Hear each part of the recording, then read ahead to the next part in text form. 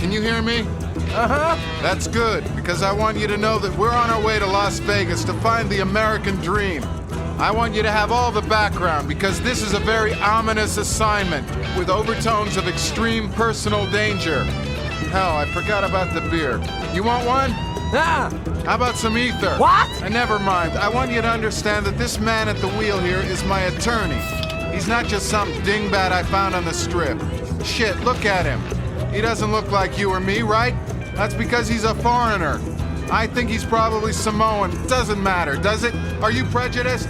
Hell no! I didn't think so. Because in spite of his race, this man is extremely valuable to me. This is important, goddammit. This is a true story. Hey, keep your hands off my fucking neck! From the arid Nevada desert springs a glittering spectacle. It's medieval England. It's Caesar's Rome. It's ancient Egypt. It's New York City. It's 11 of the world's 12 largest hotels, gateways to the biggest playground in the world. Now, enter the fantasy in the desert, Las Vegas Hotel. New tonight, how much would you be willing to pay for this house located in one of the roughest parts of town? That's it, we're betting the number isn't $7 million, but that's exactly what the owner is asking for the property. It sits right across from the newest casino near the Strip. Las Vegas form follows fantasy. And in all of these fantasy environments, you find ideas, emotion that tap into some very deep feelings of the mass market. Reporter Brian Callahan is looking into why the owner may be asking so much. It's a quaint 700 square foot home with Feliz Navidad and paper paint across the front windows.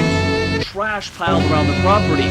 It all blends into the Naked City neighborhood, long known to be a hotbed for crime.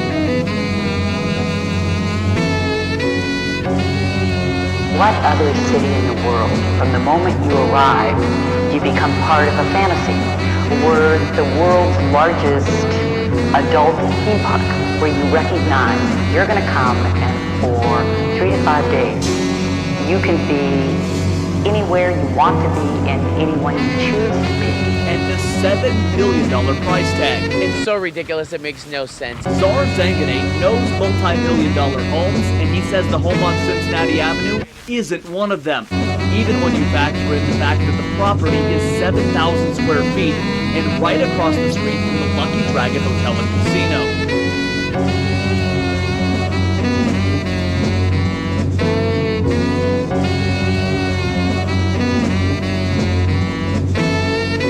Thousands of workers eager for a place to spend their paychecks on Saturday nights. The property right next door to it right now is listed for $995,000, which is still a ridiculous price. In the last 6 months, the highest home sale in the area was $238,000. Those looking at the property came up with even lower numbers. I'm saying that 35 to 60, hopefully no more than 20. $7 million.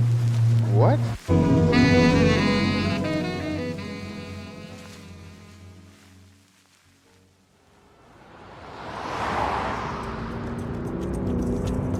The sporting editors gave me $300 in cash, most of which was spent on extremely dangerous drugs. The trunk of the car looked like a mobile narcotics lab.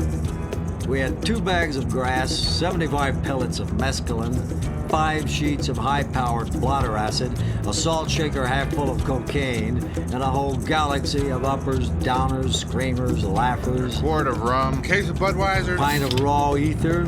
2 dozen amyls. Not that we needed all that for the trip, but once you get locked into a serious drug collection, the tendency is to push it as far as you can. Soon we were staggering up the stairs of the Circus Casino, laughing stupidly and behaving like a village drunkard in some Irish novel. Total loss of all basic motor skills.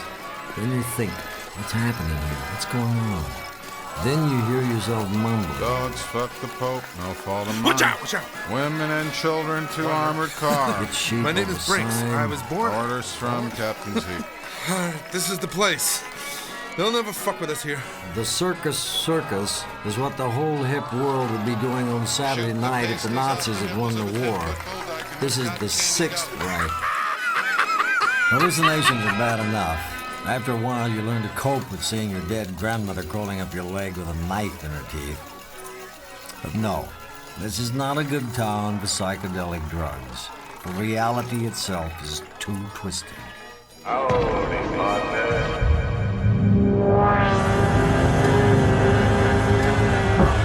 Las Vegas, they took the neon sign, and they needed something completely unique, completely new. It was this image of the neon sign, which told you everything you needed to know about the building, why you should be there.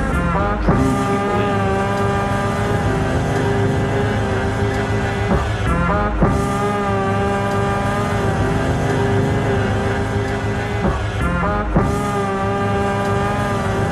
Built in 1958, the Stardust Zone was 3 stories high, with lights bursting into a cosmic explosion that progressed through a 20-minute animation sequence. A purely decorative piece of architecture, totally made out of light. The whole building creating the illusion of just one big light show. It was like the modern kind of computerized extravaganzas and LED signs that we see today in places like Times Square, way before its time.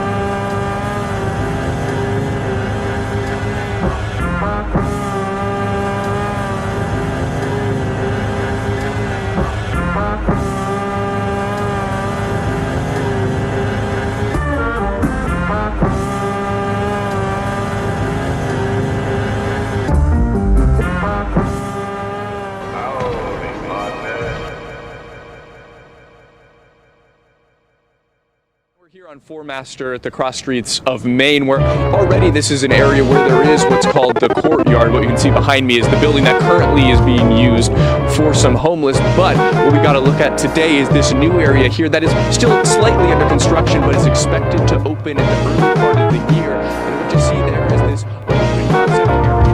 You see this is that 800 to stay in this area.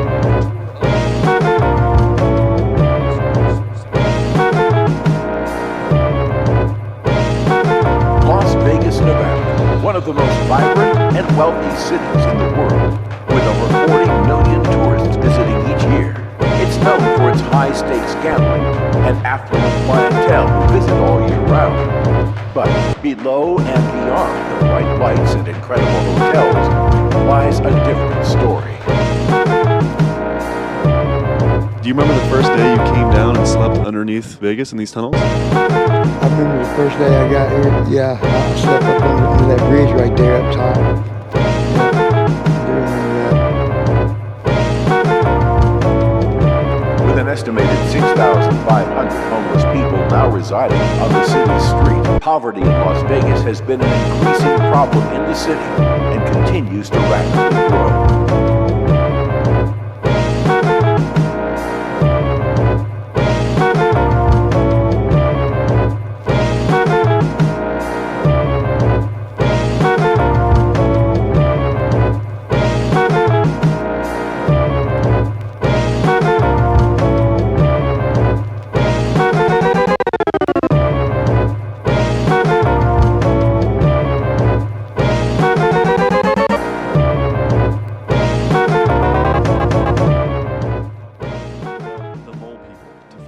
Firsthand what life is like underground.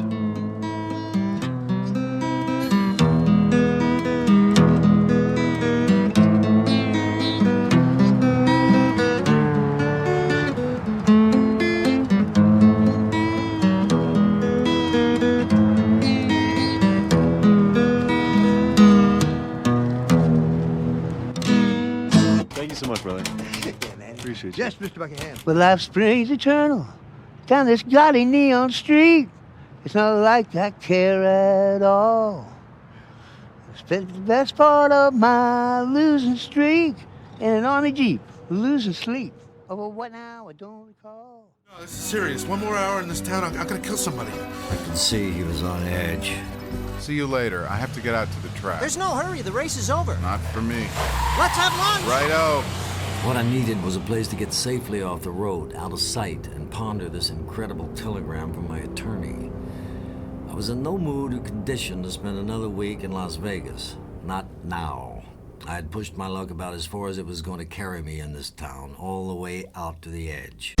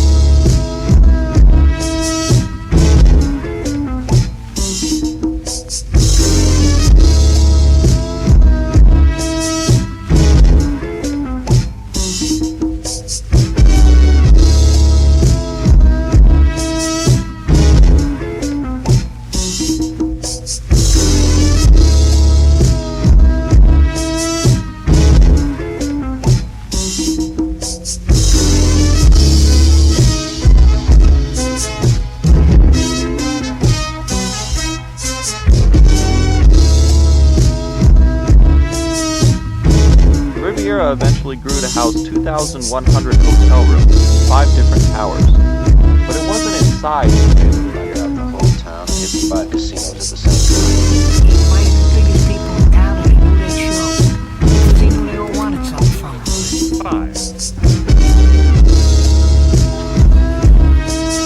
think we have a problem, sir. Good night. My arrival was badly timed. Traffic in a stolen police car. What is sure to be a missing child in the backseat. Which part of this is fun? I think the cop car part's pretty cool. Thank you, Alan. It is cool. From now on, the Riviera will only live on in memory.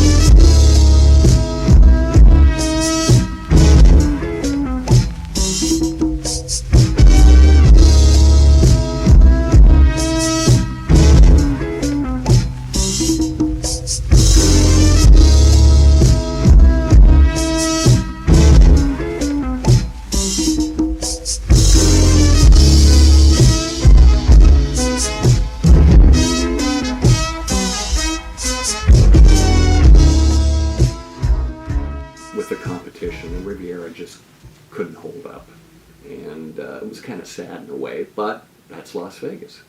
Las Vegas of the 1960s, builder Jay Sarno stood out as a showman and a visionary. He took the notion of thematic architecture and raised it to a new level with Caesar's Palace. In 1966, when Caesar's Palace opened, they brought a special kind of magic. Caesar's had a very, very special quality to it. It had a theme, a real, honest-to-God theme. Caesar's was actually a hodgepodge of Roman, Greek, Baroque, and even modern architecture. The building presented no particular period in time. It represented a mystique of casual elegance, from the swimming pool shaped like a Roman bath to the heroic statues strewn about the casino. This was the most completely themed casino Las Vegas had ever seen.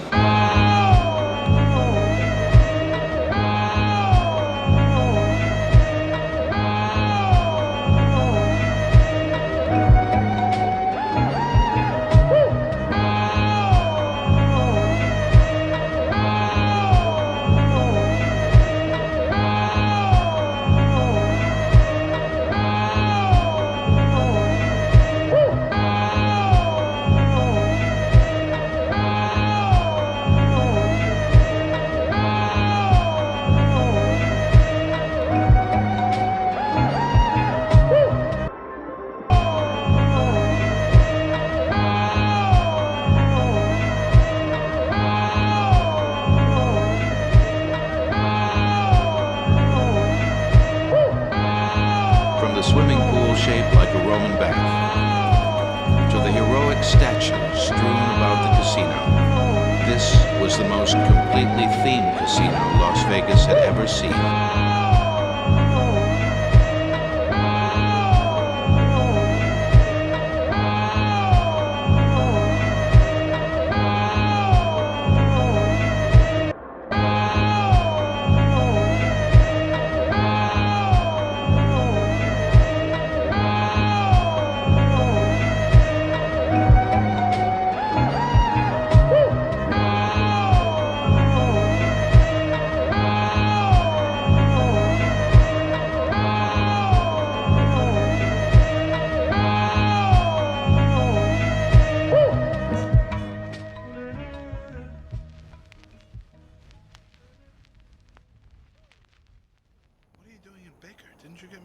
Fuck telegrams. I'm in trouble. You're supposed to be in Vegas. We have a suite at the Flamingo. I was just about to leave for the airport. You worthless bastard. I'll cripple your ass for this. All that shit in the car is yours. You understand that?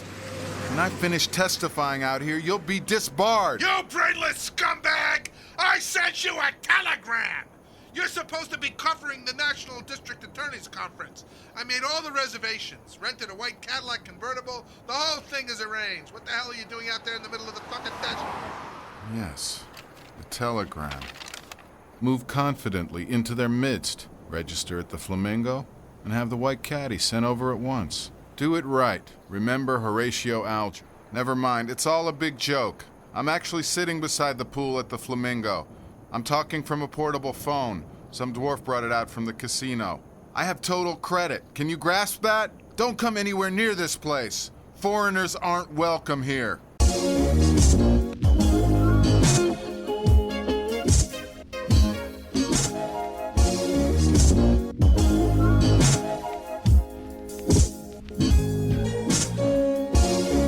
Followed the Flamingo, one after another. Were bigger and more hotels, more of everything. And they were all little mini oases.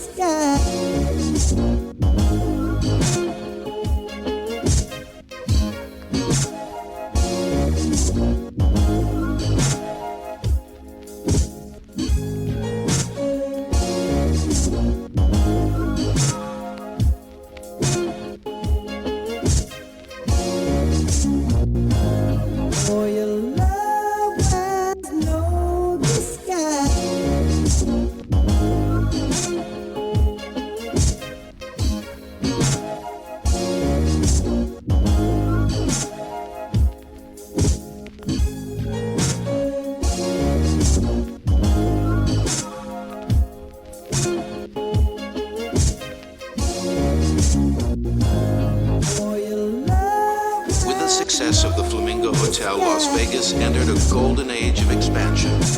Self-contained casino resorts sprang up as fast as they could be built.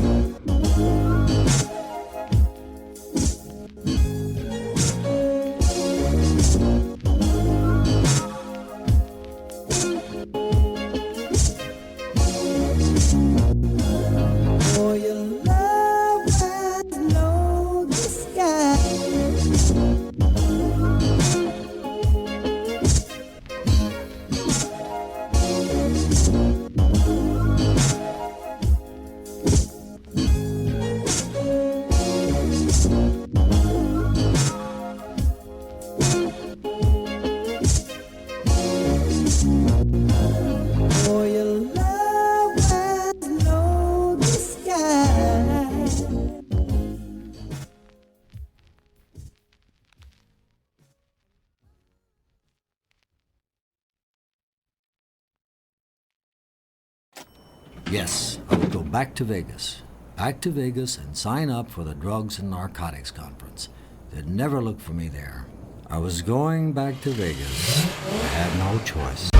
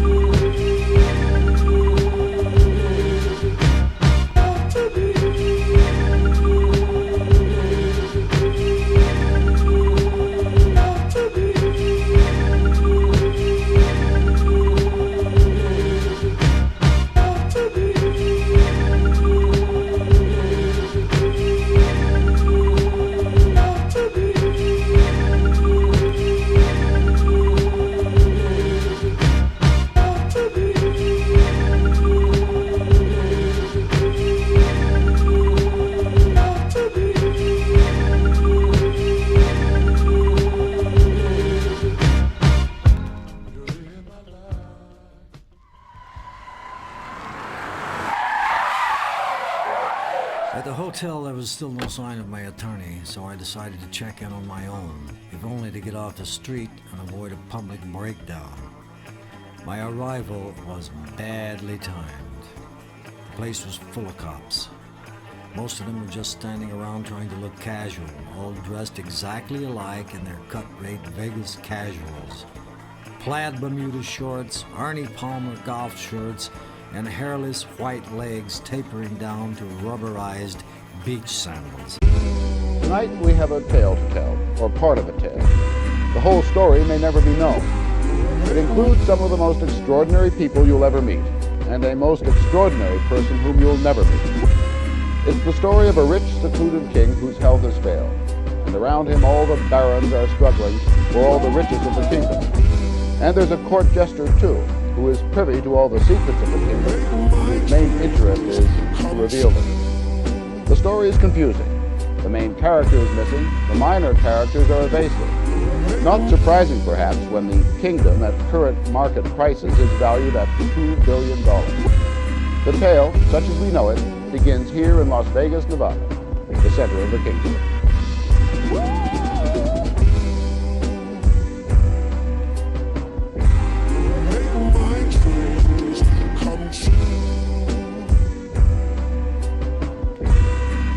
Las Vegas, I suppose, reflects just about the worst of America. It is the ultimate in bad taste and getting worse. A blemish on the raw beauty of Nevada. But it has become an economic necessity to the state. A fallen woman who knows no other way to make a living. A beacon in the night to all the suckers adrift in the world. And it was to here 4 years ago that Howard Hughes came. In what seemed a matter of days, he laid claim to the city and the state. Hughes, the sportsman and pilot, engineer, eccentric, but most of all, billionaire. He made Nevada his home and empire. Up there in the penthouse suite of the Desert Inn Hotel, he cut himself off from the rest of the world. Total, absolute seclusion.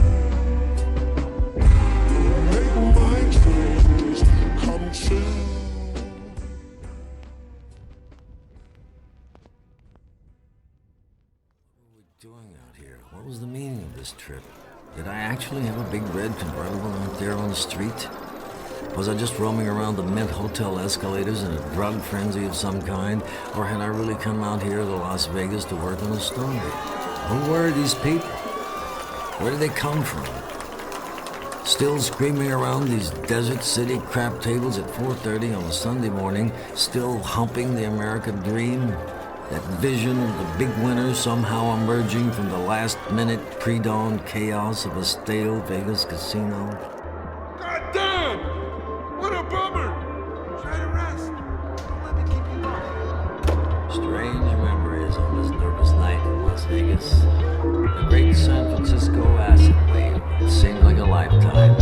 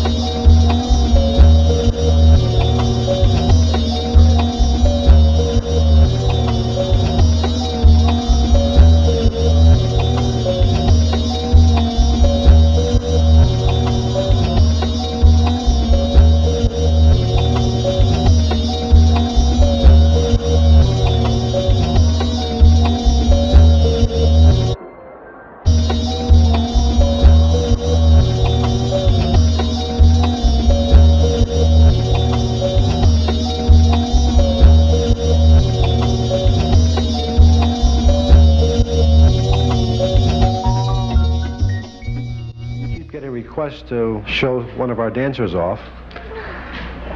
And we'd like to, Henry, could you play a few bars of something quick so Donnie can give the audience a chance to see what they do?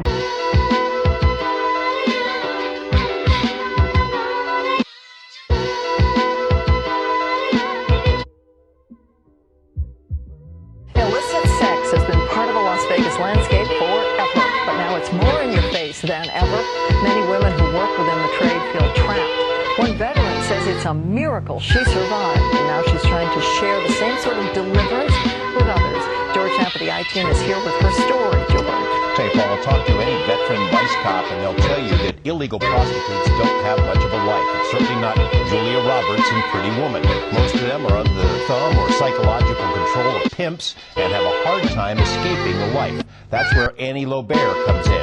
She started her own outreach program for sex workers and is out there on the streets trying to save them, one working girl at a time.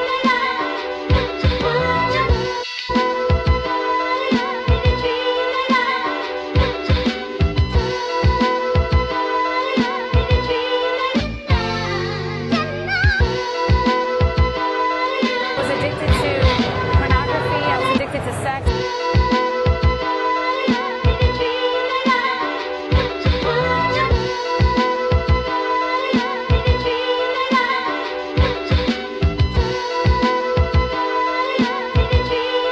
She's kind of a legend.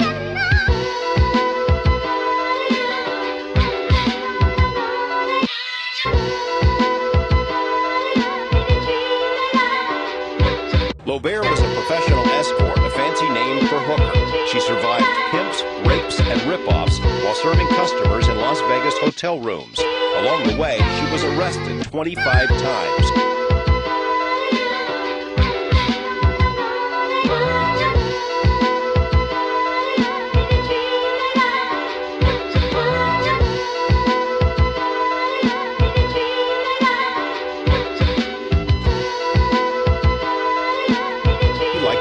I was a workaholic, and I worked every single day of the week.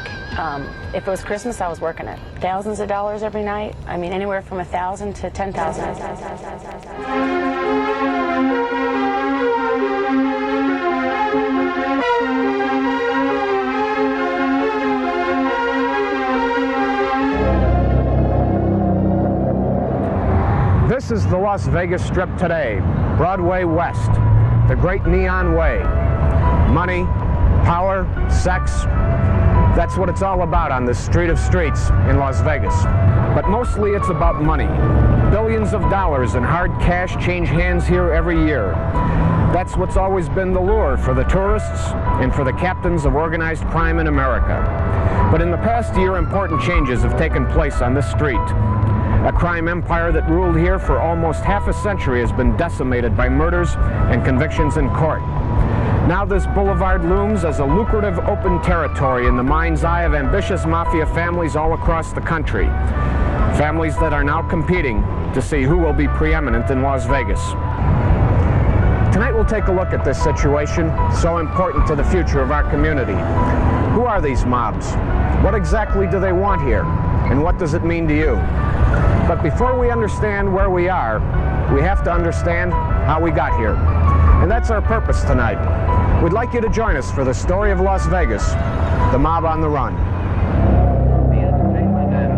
Capital of the world. Grand opening of Wilbur Clark's Desert Inn. Big forward crime probe. I never got money from any of them. Organized gambling could be eliminated. Mr. Frank Rosenthal! Tremendous profits, illegal game. Organized crime invested in Las Vegas. Payback is the skin. Mo Dalis, Mr. Las Vegas. Hard times make hard people. But you had the nerve to call me a liar. The mob on the run. Organized crime ties. What do you say to those people and those allegations after all these years?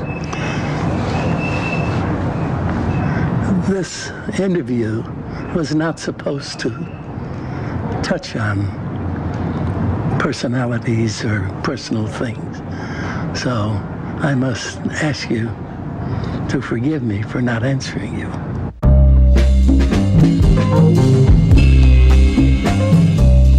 York. They formed a gang that would later be known as Murder Incorporated.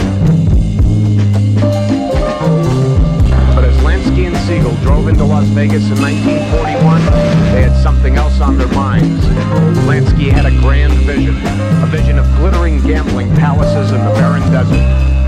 In 1946, the Lansky-Siegel-Costello Combine invested $6 million. The Flamingo Hotel was built, and Meyer Lansky's vision became a glitzy, glamorous reality.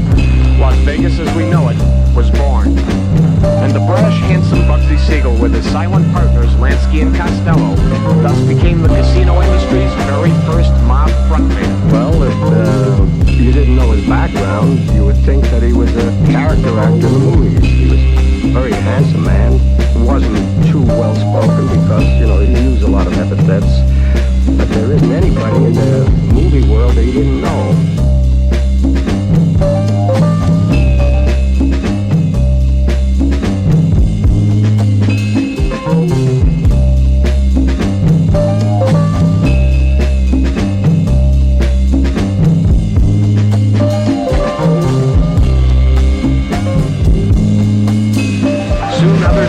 Siegel's footsteps, men like Ice Pick Willie Alderman, Gus Greenbaum, Mo Sedway, whose nephew Marvin Sedway is now a Nevada State Assemblyman, men like Ross Miller, the father of Nevada's current Lieutenant Governor Bob Miller.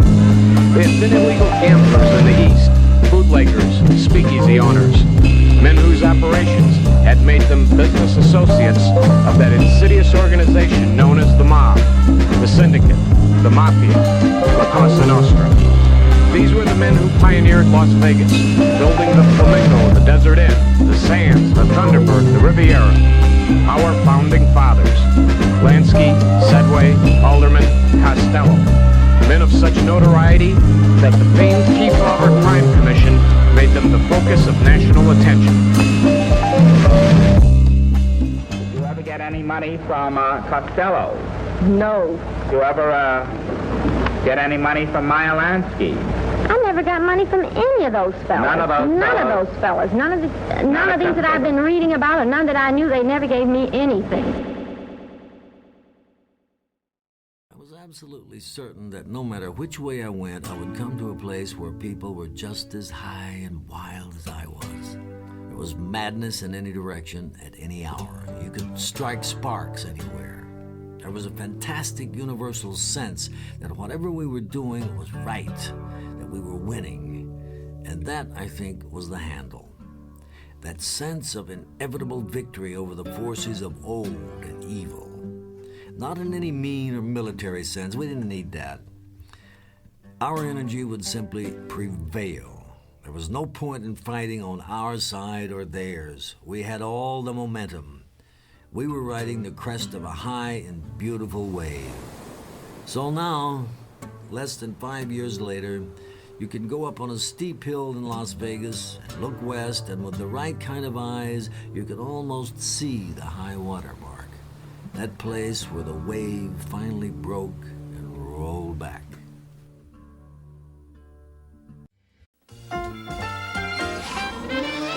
I'll take Manhattan, the Bronx and Staten Island too. Ooh, Hail Caesar, toss me a salad. It's the greatest city in Las Vegas. The great big city is a wondrous toy, made for a girl and boy. New York Hotel and Casino. We'll turn Manhattan into an Isle of Joy. Opening January 3rd.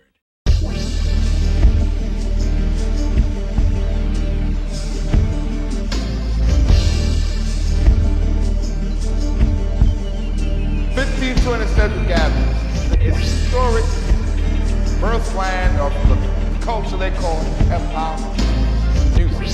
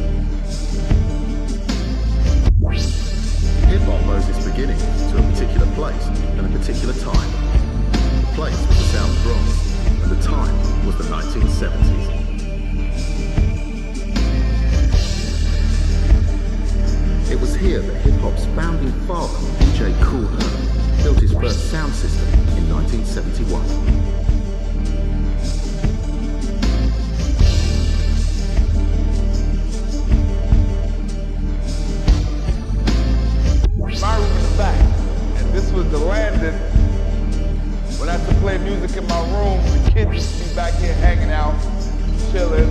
And when I start to play the music, everybody starts to do their little stuff, break dance, you know, all that type of stuff right here.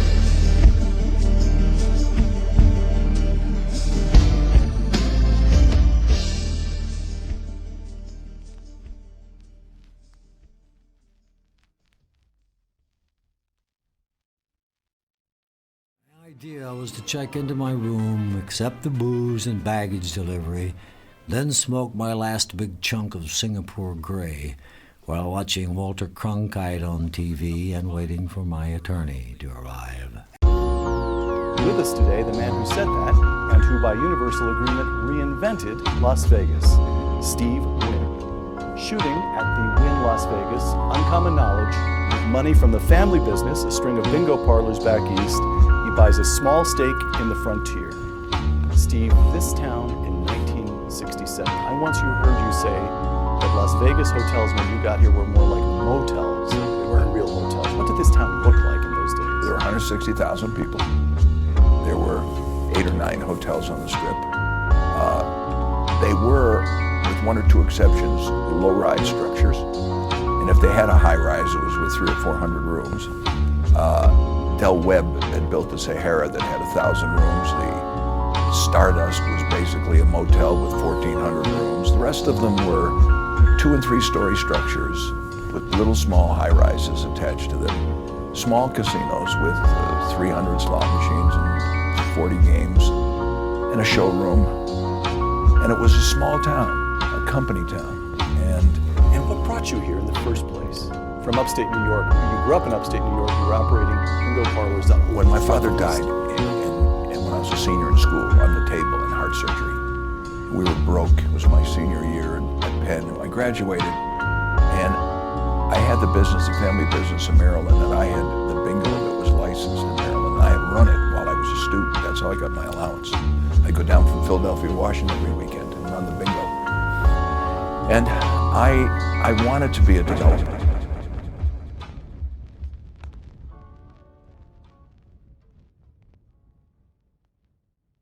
For guide pegs is a pocket full of Keno cards and cocktail napkins, all covered with scribbled notes. Here's one. Sign on Paradise Boulevard, stopless and topless. Bush League sex compared to L.A. Las Vegas is a society of armed masturbators. Gambling is the kick here. Sex is extra. Weird trip for high rollers, house whores for winners, hand jobs for the bad luck crowd.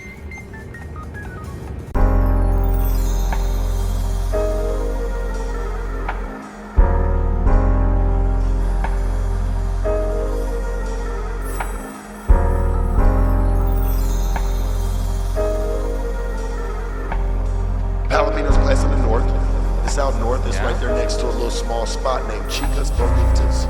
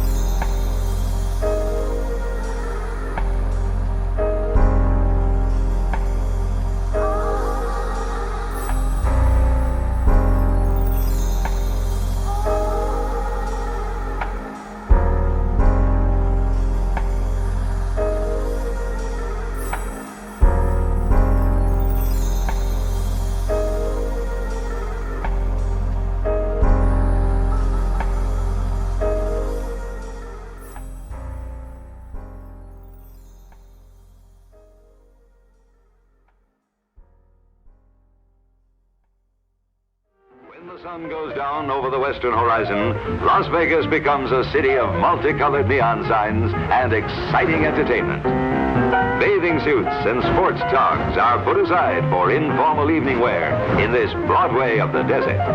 Dancing is a favorite pastime at the intimate sky rooms that overlook Las Vegas. Here, new friends are made, old acquaintances reviewed. From sunset to sunrise, there is continuous entertainment in the lounge of every major hotel. The antics of comedians and the gay music of top-flight musical groups keep the patrons in a merry mood as they while away carefree vacation hours. Stage shows that rival Broadway productions are presented in the dining rooms of the hotels.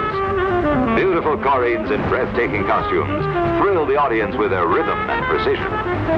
Nowhere else in the world is there such a concentration of famous entertainers who appear twice nightly in a variety of shows ranging from comedy to opera.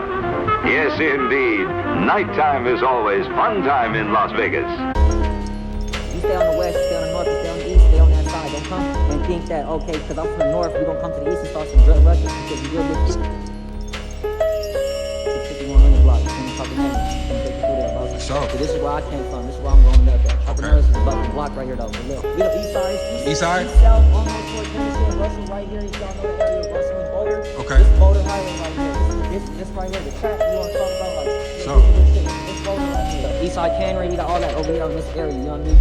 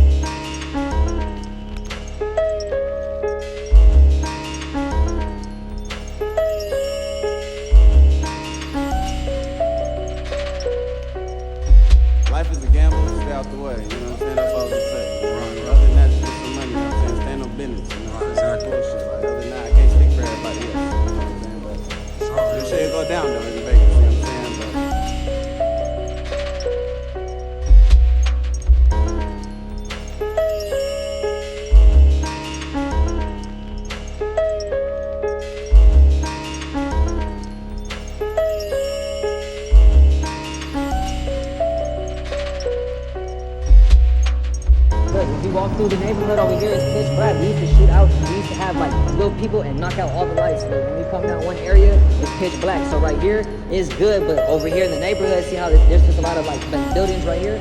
Over there, that's where the neighborhood is. See how dark it is out there? That's where the neighborhood is at. That's where it gets real scary because motherfuckers want addresses, they pull up over there.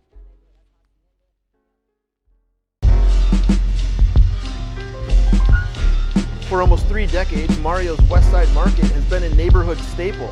The new building means it's going to be around for a long time to come. We're known all over Las Vegas for our catfish. Mario Berlanga, the store's owner, recently opened version 2.0 of his popular store on the historic West Side.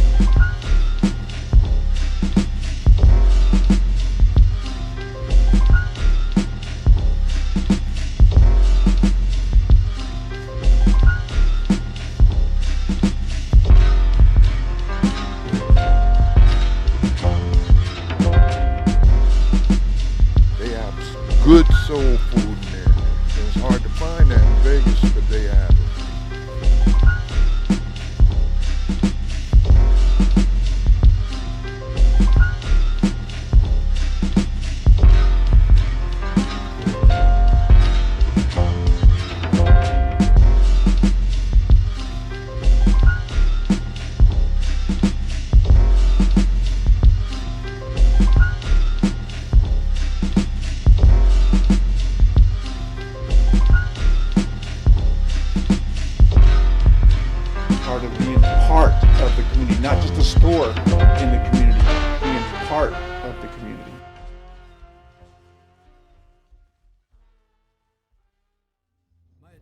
At dawn, we kept going straight ahead on the freeway, which parallels the airport runway, but on the opposite side from the terminal, and there's no way to get across it legally. God damn it! godforsaken road. Don't worry, I never missed a plane yet. Except once in Peru. I was already checked out. Look, I'd really like to hear more about your adventure in Peru, but not now. Right now, all I care about is getting across that goddamn runway. I looked at my skeleton-faced Accutron and saw that we had 3 minutes and 15 seconds before takeoff. We've got plenty of time. Get your stuff together. I'll drop you off next to the plane.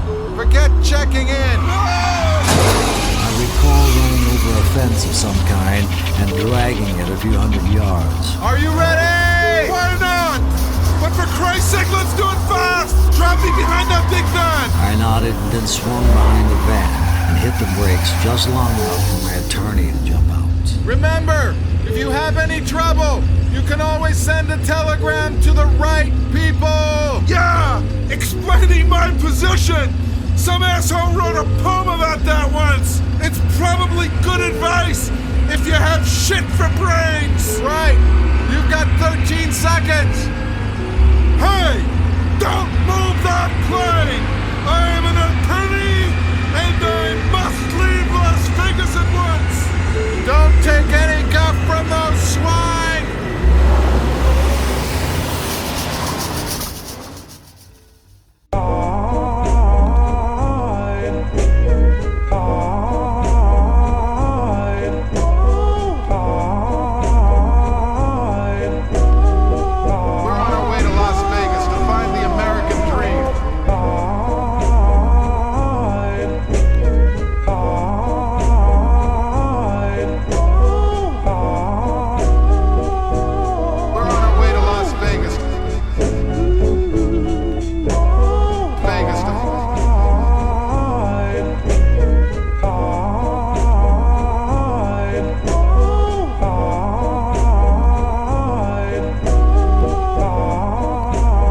Las Vegas, where all the girls are beautiful and all the men are rich. Well, that's what they would have you believe. Las Vegas, Nevada, one of the most vibrant and wealthy cities in the world, with over 40 million tourists visiting each year. It's known for its high-stakes gambling and affluent clientele who visit all year round. But below and beyond the bright lights and incredible hotels lies a different story.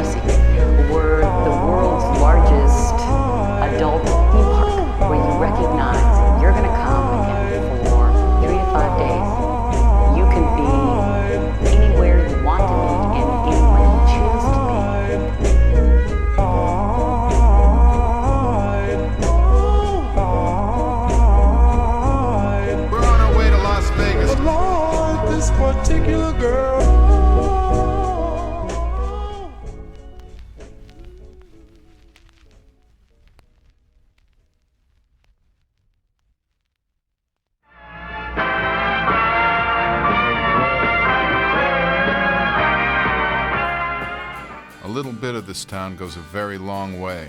After 5 days in Vegas, you feel like you've been here for 5 years. Some people say they like it, but then some people like Nixon too. He would have made a perfect mayor for this town, with John Mitchell as sheriff and Agnew as master of sewers. I'd abused every rule Vegas lived by. Burning the locals, abusing the tourists, terrifying the help. The only hope now, I felt, was the possibility that we'd gone to such excess that nobody in a position to bring the hammer down on us could possibly believe it. Take these goddamn things and get the fuck out of here! And don't come back!